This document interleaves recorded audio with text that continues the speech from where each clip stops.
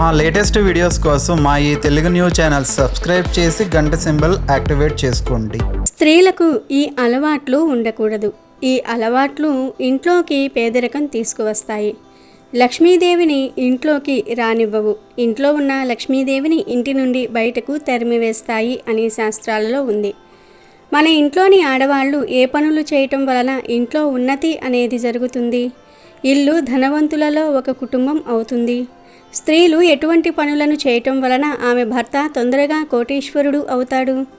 ఎటువంటి పనులు చేస్తే ఇంట్లో నుండి లక్ష్మీదేవి కోపంతో వెళ్ళిపోతుంది అనే విషయాలను శాస్త్రాల్లో చెప్పారు. ఎందుకంటే ఇంటి యొక్క సుఖ సమృద్ధులు అనేవి ఆ ఇంటి స్త్రీపైన ఆధారపడి ఉంటాయి అని మన శాస్త్రాలు చెప్తూ ఉన్నాయి. ప్రాచీన కాలం నుండి కూడా ఇంటి ఇల్లాలిని, కూతురుని, కోడల్ని లక్ష్మీ స్వరూపంగానే చెప్పారు పెద్దలు. స్త్రీ ఇంటిని కావాలంటే స్వర్గంగా మార్చగలదు, లేదంటే అదే స్త్రీ ఆ ఇంటిని నరకంగా కూడా మార్చగలదు.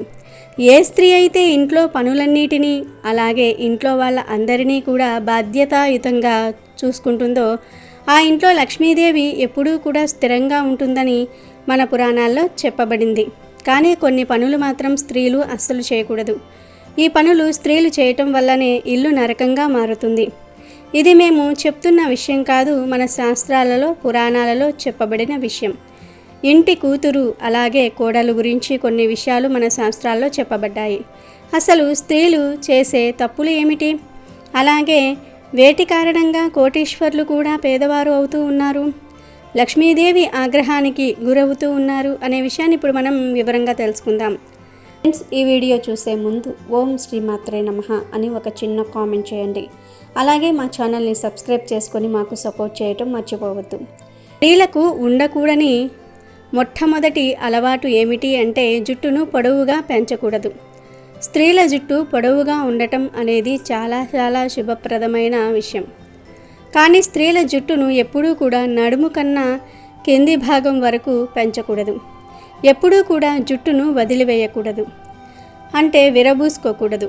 మీ జుట్టుని ఎప్పుడూ కూడా నడుము కన్నా పై భాగం వరకే ఉంచుకోండి. నడుము దాటి జుట్టు పెరిగితే ఆ జుట్టును కట్ చేసేయండి, కానీ అలా పెంచవద్దు.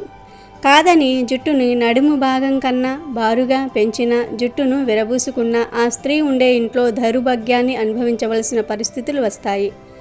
మన శాస్త్రాలలో పురాణాలలో ఇదంతా కూడా అశుభంగానే చెప్పబడింది. కనుక స్త్రీలు ఎప్పుడూ కూడా జుట్టును పొడవుగా పెంచవద్దు, అలాగే జుట్టును విరబూసుకొని ఉండవద్దు. స్త్రీలు జుట్టును ఎప్పుడూ కూడా జడలా అల్లి ఉంచుకోవాలి. స్త్రీలకు ఉండకూడని రెండవ అలవాటు ఏమిటి అంటే చీపురుతో కూడని పనులు చేయకూడదు. ఏ ఇంట్లో అయితే స్త్రీలు చీపురును కాలుతో తన్నుతూ ఉంటారో, చీపురు దాటుతూ ఉంటారో, లేదా చీపురుతో ఏదైనా జంతువులను కొడుతూ ఉంటారో అక్కడ లక్ష్మీదేవి ఎప్పుడూ కూడా నిలబడదు. అటువంటి ఇంట్లో ఎప్పుడూ కూడా అనారోగ్యాలు వస్తూ ఉంటాయి. ఎందుకంటే లక్ష్మీదేవి చీపురుతో సంబంధాన్ని కలిగి ఉందని అందరికీ తెలుసు. అందువలనే చీపురు విషయంలో చాలా జాగ్రత్త వహించాలి. అలాగే ఏ ఇంట్లో అయితే స్త్రీలు భోజనం చేసేటప్పుడు కాళ్లను ఊపుతూ ఉంటారో ఆ ఇల్లు ఎప్పుడో ఒకప్పుడు అగాధంలోనికి వెళ్ళిపోతుంది. లక్ష్మీదేవికి కోపం వస్తుంది, తద్వారా ఇంట్లో గొడవలు వస్తాయి. స్త్రీలు చేసే ఈ తప్పుల వలన ఇంట్లో పెద్ద ఎవరైతే ఉంటారో వారు చేసే ఉద్యోగాన్ని కోల్పోయే అవకాశాలు ఉన్నాయి. అలాగే వారు చేసే వ్యాపారంలో కూడా నష్టాలు వచ్చే అవకాశాలు ఉన్నాయి.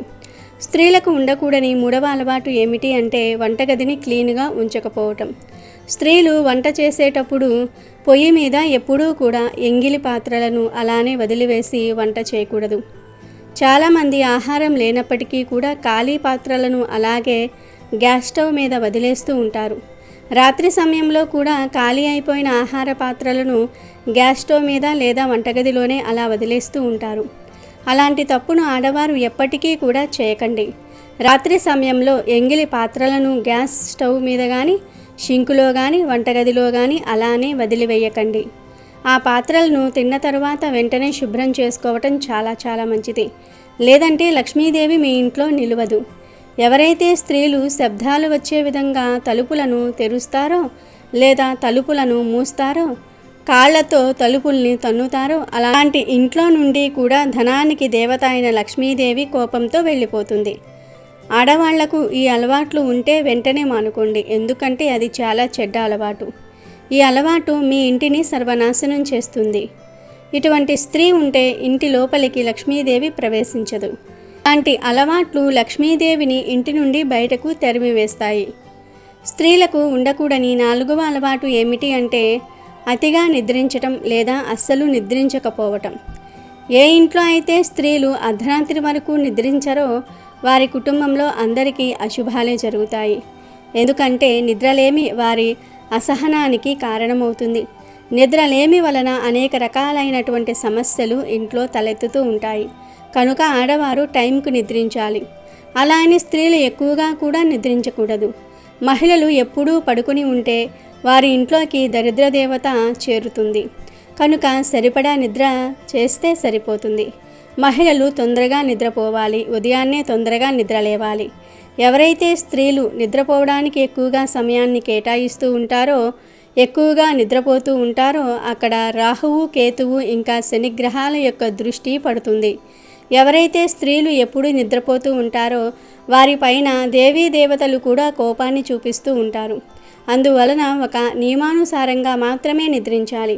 ఎక్కువగా నిద్రపోవటం అనేది ధనహాని ఇంకా అనారోగ్య సమస్యలను కొని తెస్తుంది. అలాగే ఏ స్త్రీ అయితే ఉదయం లేవగానే ఇంటిని శుభ్రం చేయదో అటువంటి ఇంట్లో లక్ష్మీదేవి ఎప్పుడూ కూడా అడుగుపెట్టదు. ఇంట్లో మహిళలు ఉదయం లేవగానే గుమ్మం ముందు శుభ్రం చేసి తర్వాత నీటిని చల్లి ముగ్గు వేయాలి. దాని తర్వాత స్నానం చేసి ఇంట్లో దీపాన్ని వెలిగించుకోవాలి.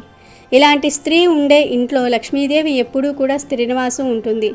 ఏ ఇంట్లో అయితే స్త్రీలు సాయంత్రం సమయంలో అంటే సూర్యాస్తమయం 6 తర్వాత ఇంటిని ఊడుస్తూ ఉంటారో, ఇంటిని శుభ్రం చేస్తూ ఉంటారో అలాంటి వారి ఇంట్లోకి దౌర్భాగ్యం ప్రవేశిస్తుంది.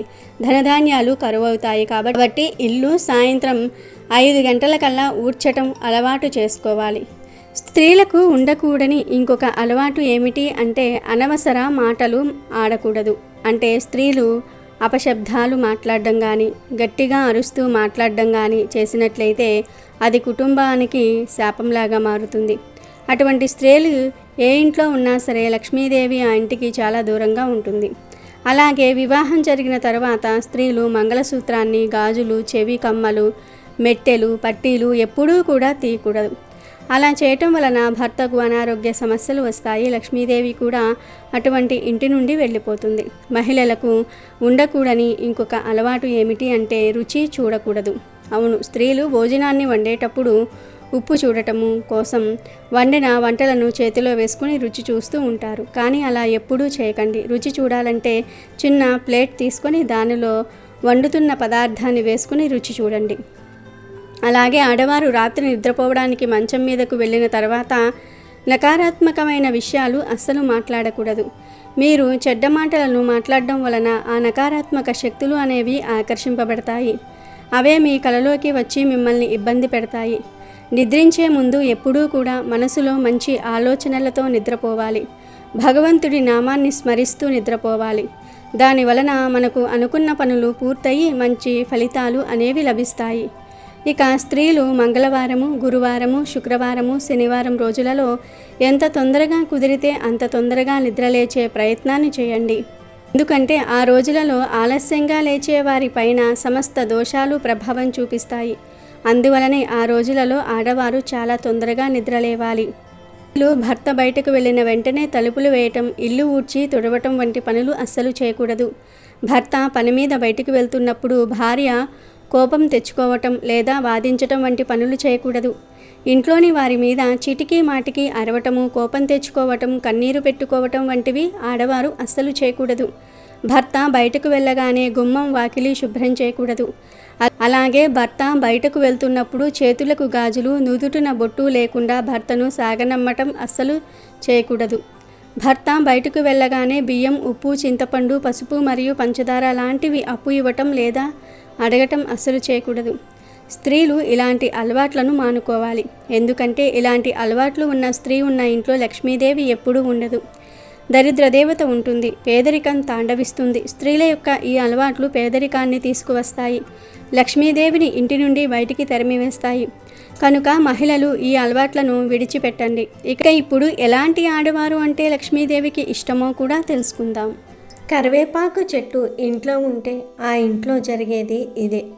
చాలామందికి ఇది తెలియక ఎన్నో తప్పులు చేస్తూ ఉన్నారు. చాలామంది ఇళ్లలో కరివేపాకు చెట్టు ఉంటుంది, కానీ నిజంగా ఇంటి దగ్గర కరివేపాకు చెట్టును పెంచవచ్చా, పెంచకూడదా, పెంచితే ఏమవుతుంది అనే సందేహం చాలామందికి కలుగుతుంది. మన నిత్య జీవితంలో ముఖ్యంగా భారతీయ వంటకాల్లో కరివేపాకుకు విడతీయలేని సంబంధం ఉంది.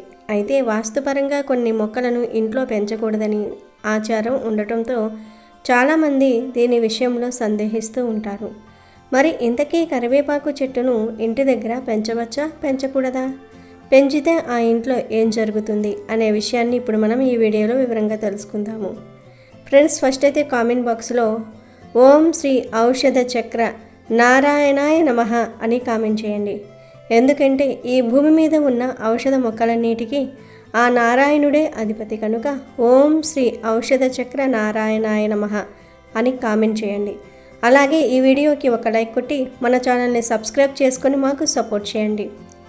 ఈ విశాల ప్రపంచంలో మన కంటికి కనిపించని శక్తులు, ప్రకృతి రహస్యాలు ఎన్నో దాగి ఉన్నాయి. ముఖ్యంగా మన ఇంటి ఆవరణలో ఉండే కొన్ని మొక్కల వెనుక ఉన్న ఆధ్యాత్మిక మరియు ఆరోగ్య శక్తి గురించి తెలిస్తే మీరు నిజంగానే నిర్ఘాంతపోతారు. చాలామంది జీవితంలో ఉన్నట్టుండి కష్టపడి సంపాదించిన ఆస్తి అంతా ఒక్కసారిగా ఆవిరైపోతూ ఉంటుంది. ఎంతో గొప్పగా బ్రతికిన కుటుంబాలు కూడా అప్పుల ఊబిలో కూరుకుపోయి దిక్కుతోచని స్థితిలో ఉండటం మనం చూస్తూ ఉంటాం. అసలు ఇలా ఎందుకు జరుగుతుంది అని ఎప్పుడైనా లోతుగా ఆలోచించారా?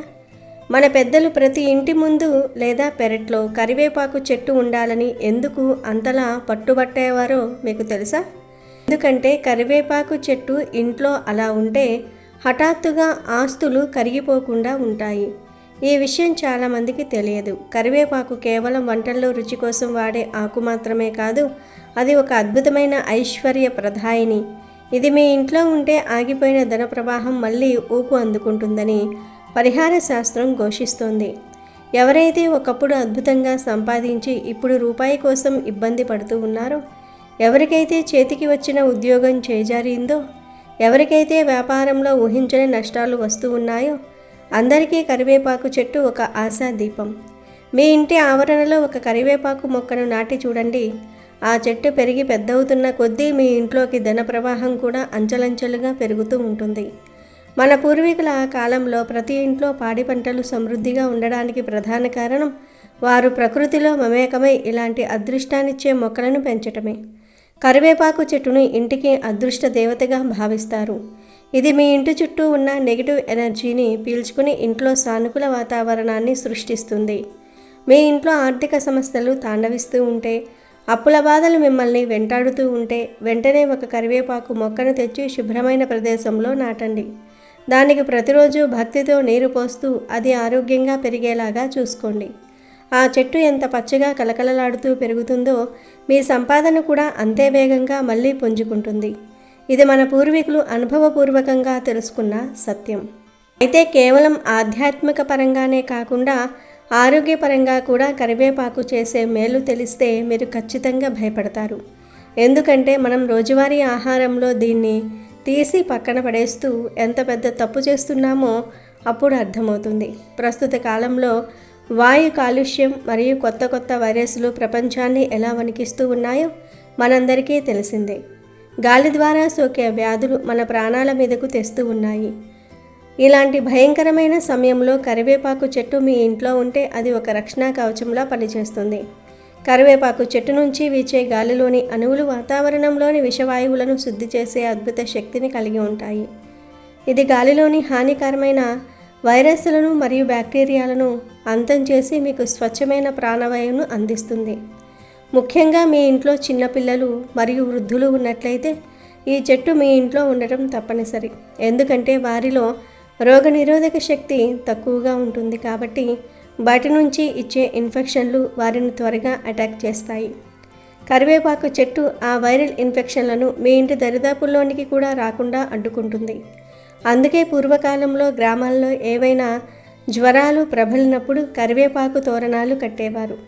ఇది శాస్త్రీయంగా నిరూపితమైన నిజం. గాలిని ఫిల్టర్ చేసే గుణం కరివేపాకుకు ఉన్నంతగా మరే ఇతర మొక్కకు ఉండదు. మన మహర్షులు ఎంతో పరిశోధన చేసి వాతావరణ కాలుష్యం ఎక్కువగా ఉన్న చోట ఈ చెట్లను నాటమని చెప్పారు. కేవలం కరివేపాకు మాత్రమే కాదు, మీ ఇంట్లో తులసి మరియు కలబంద మొక్కలు కూడా ఉంటే మీ ఇల్లు ఒక చిన్న ఆయుర్వేద ఆసుపత్రిగా మారుతుంది. కరివేపాకులో ఉండే పోషక విలువల గురించి వింటే మీరు నోరెళ్ళబెడతారు. ఇందులో కాల్షియం, ఫాస్ఫరస్, ఐరన్, ఫోలిక్ ఆమ్లం మరియు vitamin A, B2, C, niacin వంటి అపారంగా ఉన్నాయి. మనం ఎన్నో వేల రూపాయలు పెట్టి కొనే మల్టీవిటమిన్ టాబ్లెట్ల కంటే ఈ ఒక్క ఆకులో ఎక్కువ శక్తి ఉంది. కానీ మనం దీన్ని వంటల్లో చూసిన వెంటనే తీసి పక్కన పెడతాం. ఇది మన ఆరోగ్యం పట్ల మనం చూపిస్తున్న నిర్లక్ష్యానికి నిదర్శనం. కరివేపాకును ఎలా తీసుకోవాలో తెలియక చాలామంది దాని ప్రయోజనాలను కోల్పోతూ ఉన్నారు. దీనిని 5 రకాలుగా ఉపయోగించి మీ ఆరోగ్యాన్ని వజ్రంలా మార్చుకోవచ్చు. మొదటి పద్ధతి, 2 స్పూన్ల కరివేపాకు రసాన్ని పల్చటి మజ్జిగలో కలుపుకొని తాగటం. ఇది శరీరంలోని విపరీతమైన వేడిని తగ్గిస్తుంది. ఎండాకాలంలో వచ్చే వడదెబ్బ నుంచి మిమ్మల్ని రక్షిస్తుంది.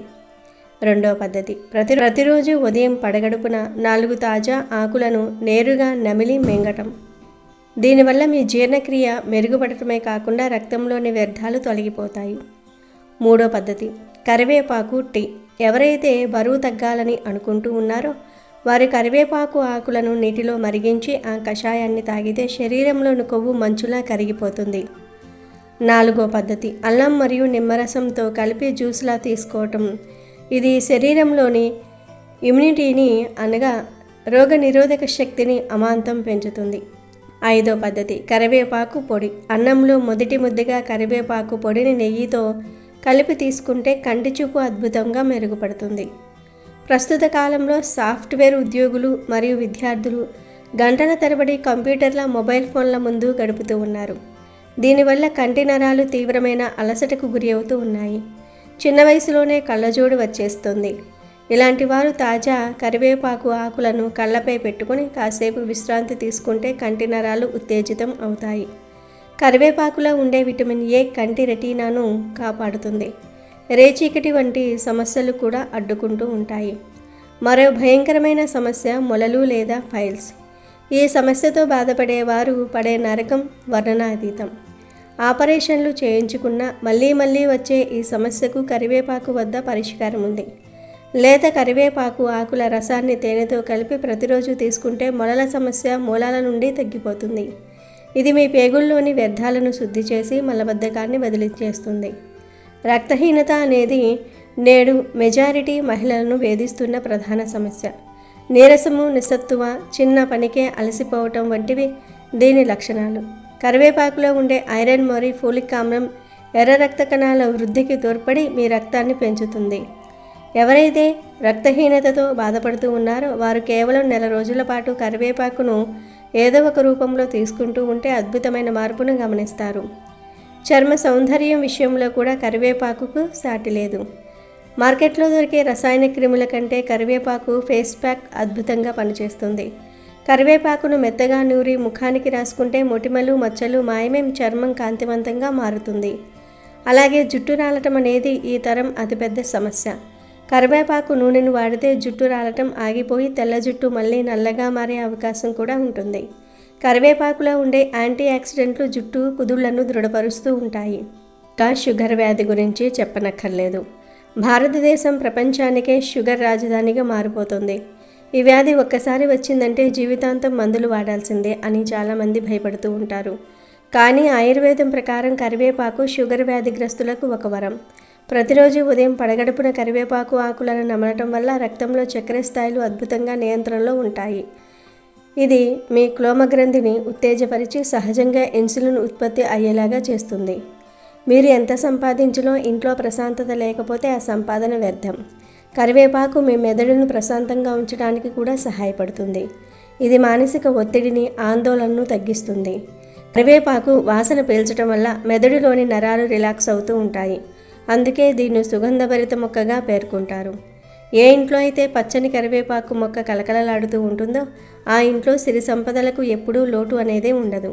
మహాలక్ష్మీదేవికి ఈ మొక్క అత్యంత ప్రీతిపాత్రమైనది కావటం వల్ల దీన్ని భక్తితో పెంచుకునే వారి ఇంట్లో లక్ష్మీదేవి తిష్ట వేసుకుని కూర్చొని ధనధాన్యాలు వృద్ధి చెందుతూ ఉంటాయి. కేవలం సంపద మాత్రమే కాదు, ఇది ఒక రక్షణ కవచంలా పనిచేస్తుంది. మన ఇంటిపైకి వచ్చే ఎటువంటి దుష్ట శక్తులు గాలి, ధూళి లేదా బయట నుంచే వచ్చే ప్రతికూల శక్తులు ఇంట్లోకి ప్రవేశించకుండా ఈ మొక్క అడ్డుకుంటుంది. ఇంటి ప్రాంగణంలో కరివేపాకు మొక్క ఉండటం వల్ల ఆ ప్రదేశమంతా పవిత్రంగా మారుతుంది.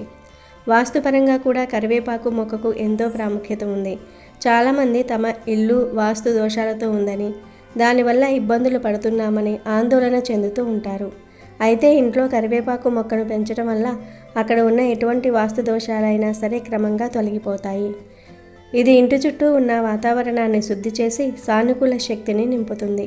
కరివేపాకు మొక్క ఉన్న ఇంట్లో నివసించే వారికి అనారోగ్య సమస్యలు వచ్చే అవకాశం చాలా తక్కువ. ఆ ఆకులను నిత్యం ఆహారంలో తీసుకోవటం వల్ల జీర్ణక్రియ మెరుగుపడమే కాకుండా కంటి చూపు మెరుగుపడుతుంది, జుట్టు దృఢంగా మారుతుంది మరియు రక్తము శుద్ధి అవుతుంది. దీనివల్ల దీర్ఘకాలిక వ్యాధులు దరిచేరవు. కరివేపాకు గాలి పీల్చడం వల్ల కూడా మానసిక ప్రశాంతత లభిస్తుంది. కాబట్టి స్థలం లేదని సాకులు చెప్పుకున్న ప్రతి ఒక్కరూ కనీసం ఒక చిన్న కుండీలోనైనా సరే కరివేపాకు మొక్కను పెంచుకోవాలి. మన పూర్వీకులు ఇంటికి ఒక కరివేపాకు చెట్టును పెంచుకునేవారు. అలా ఇంట్లో కరివేపాకు చెట్టు పెంచుకుంటే ఆ ఇంట్లో పాడి పంటలు బాగా సమృద్ధిగా ఉండేవి. ఇది మీ ఇంటికి లక్ష్మీ కటాక్షాన్ని అందించడంతో పాటు మీ కుటుంబాన్ని దిష్టి తగలకుండా రోగాల బారిన పడకుండా కాపాడుతుంది. ప్రతిరోజు ఆ మొక్కకు నీరు పోస్తూ జాగ్రత్తగా చూసుకుంటే అది మీ జీవితంలో పచ్చదనాన్ని, ఆనందాన్ని నింపుతుంది. అందుకే నేడే సంకల్పం చేసుకొని మీ ఇంటి దరిదాపుల్లో కరివేపాకు మొక్కను నాటండి. అది ఇచ్చే అద్భుతమైన ఫలితాలను మీరే గమనిస్తారు. వీడియో నచ్చితే లైక్ చేయండి, షేర్ చేయండి, బట్ సబ్స్క్రైబ్ చేసుకోవడం మర్చిపోవద్దు.